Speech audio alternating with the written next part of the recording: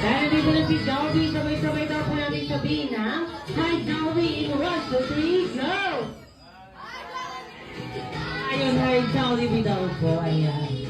Kaya naman Joey, bago kasi ipakilala ang ating birthday celebrator, ipapakilala ko muna sa'yo ang kanyang maganda at pogi na daddy. Kaya naman Joey, meet Mommy Jen and Daddy Kim.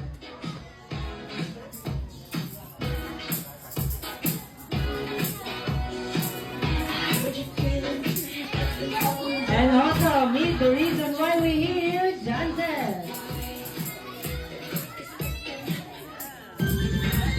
Happy birthday to you. Happy birthday. Happy birthday to you. Happy birthday. Happy birthday. Happy birthday. Happy birthday to you.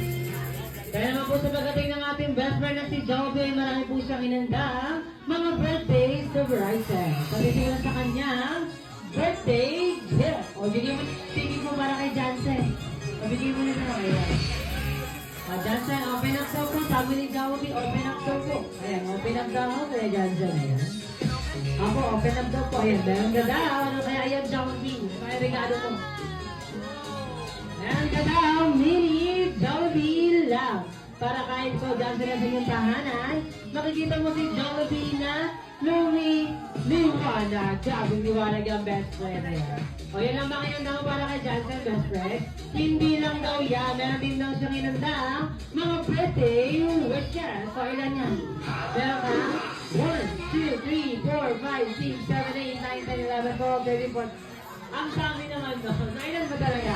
Meron ka tatlong birthday wishes para kay Johnson. Ayan.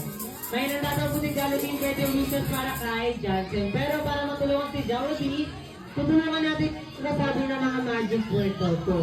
Kaya naman ang unang magic word daw po ay palitang first wish. Kaya naman sabay-sabay natin sabihin ng first wish. In 1, 2, 3, go! First wish, go!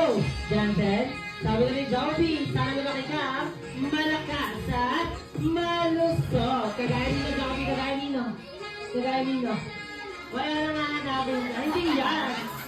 Baka pag-abangan niya, hindi yan. Wala na naman ako din. Kaya ni Jollibee. At yun daw po yung unang wish si Jollibee. Para naman po namin si Jollibee. Kaya naman, tanda ko na